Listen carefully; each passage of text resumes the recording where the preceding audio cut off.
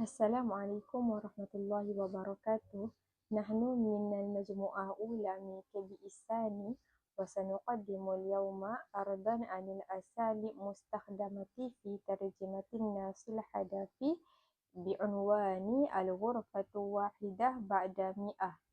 ويعد هذا النص من النصوص الأدبية وسنوضح أبرز الأساليب التي استخدمت في ترجمته.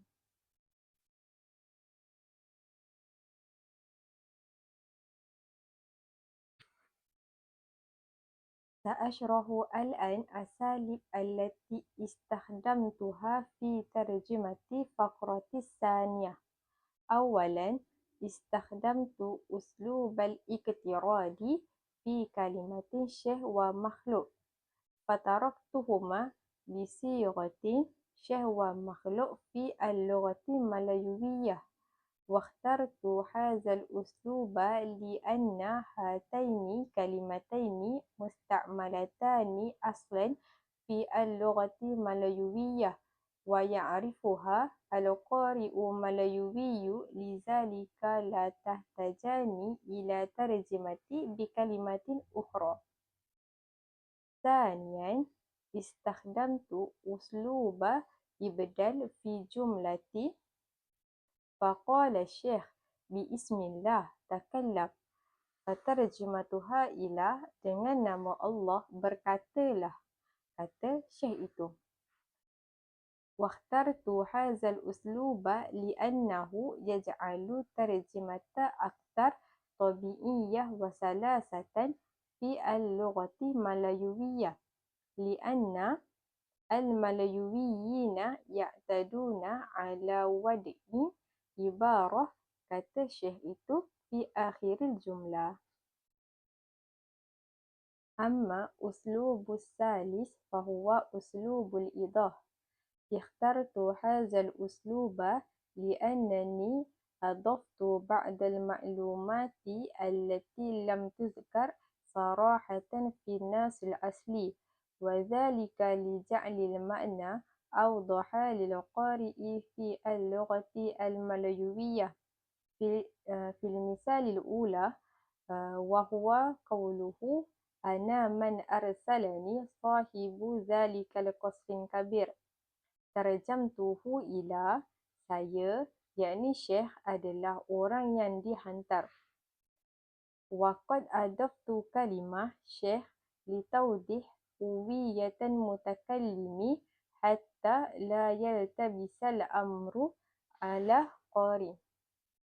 أما في المثال الثاني وهو قوله قصر أي قصر، وقد ترجمته إلى makhluk itu bertanya lagi, istana yang mana?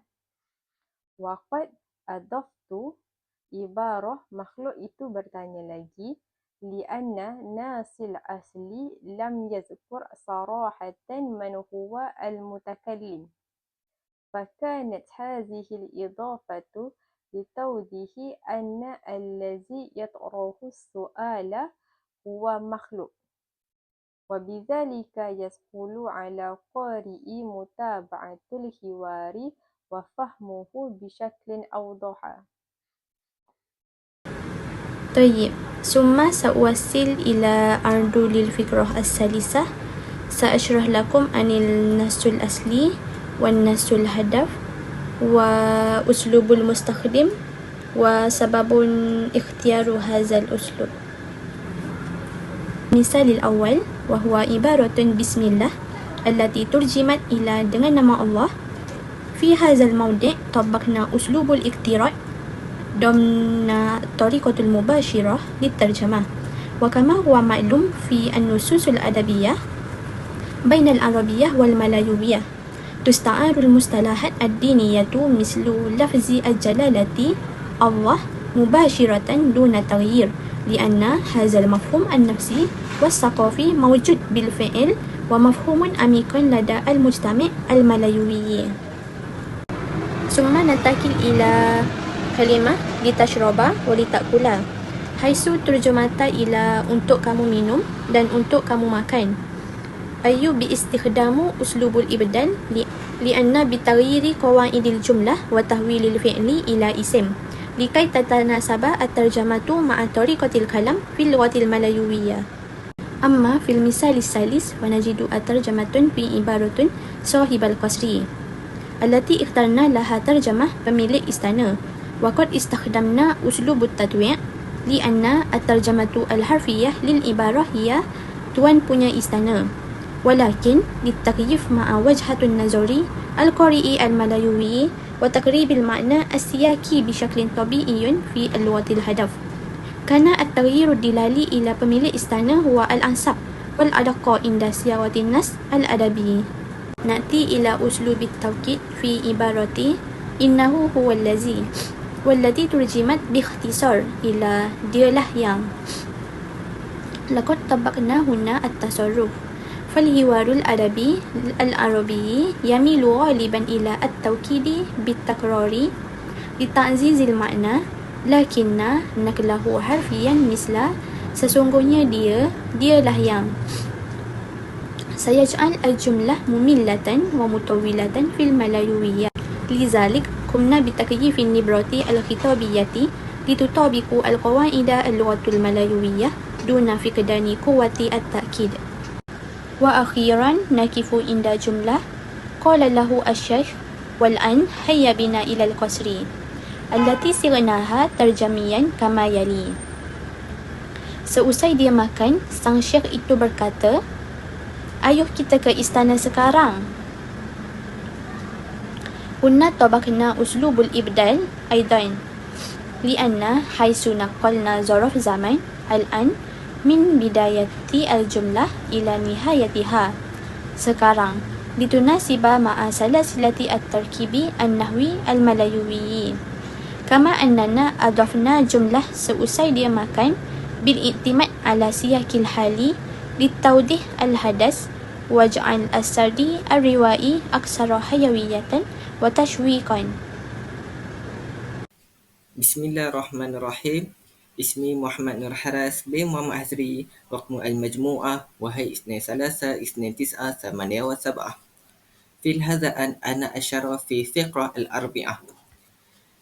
في هذه الآية الناس المصدر الأولى وهو ثم راح يمشي مع الشيخ متجهين إلى القصر في الناس الهدف الترجمة الملوية.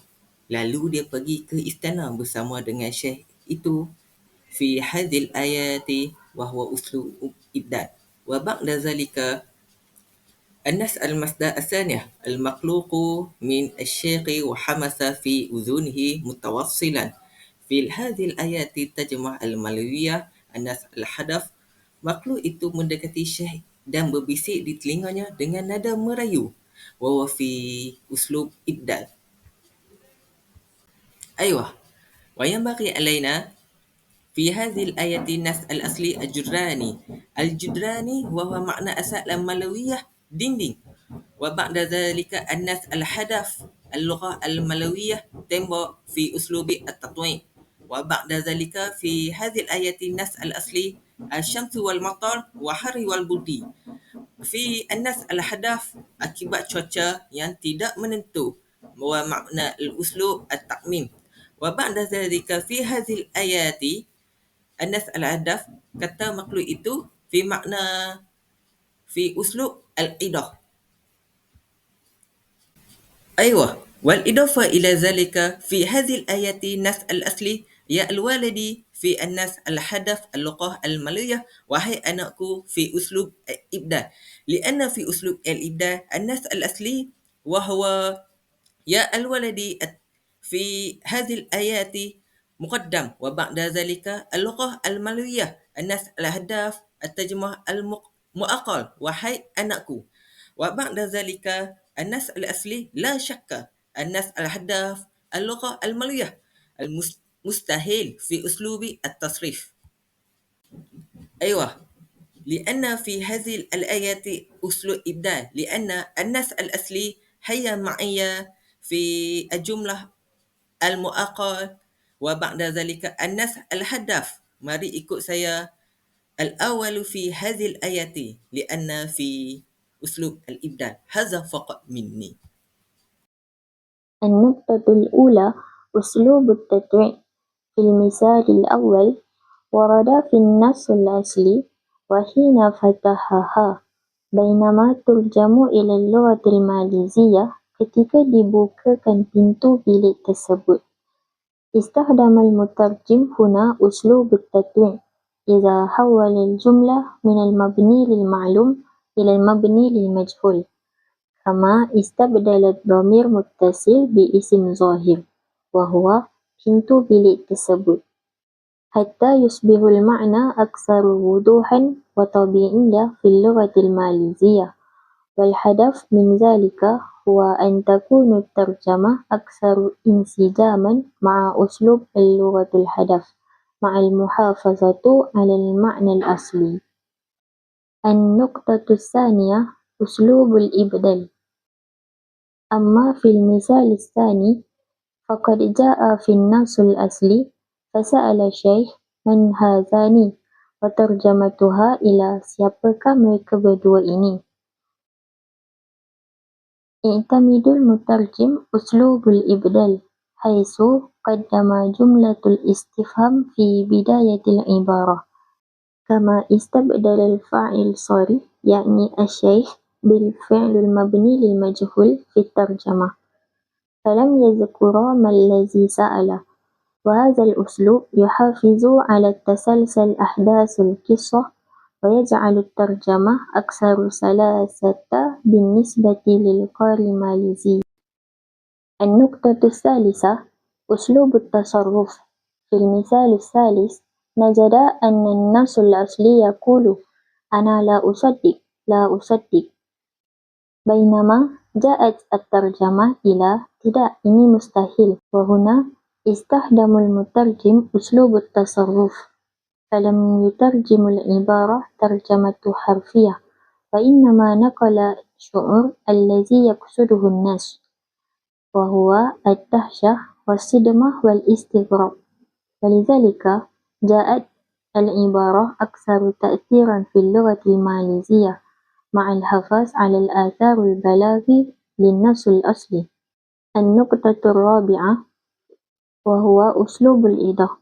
وفي المثال الرابع ورد في النص الأصلي ثم أقارب وأصدقائي، أما في الترجمة فجاءت إلى dia bertemu ahli kerabatnya dan bertemu pula sahabatnya. استخدم المترجم أسلوب الإيضاح إذا أضاف الفعل dia bertemu لاستكمال الجملة وتوضيح معناها. فالنص العربي اعتماد على الاختصار، بينما احتاجت اللغة الماليزية إلى جملة مكتملة الأركان حتى تكون أوضح وأسهل للفهم، وهذا يساعد القارئ على الاستيعاب المعنى دون غموض.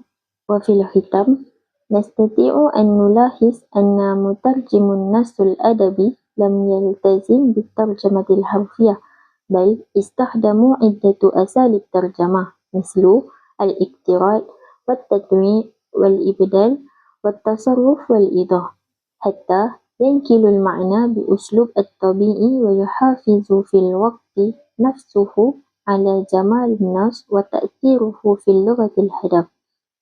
وشكرا لكم على حسن الاستماع. والسلام عليكم ورحمة الله وبركاته.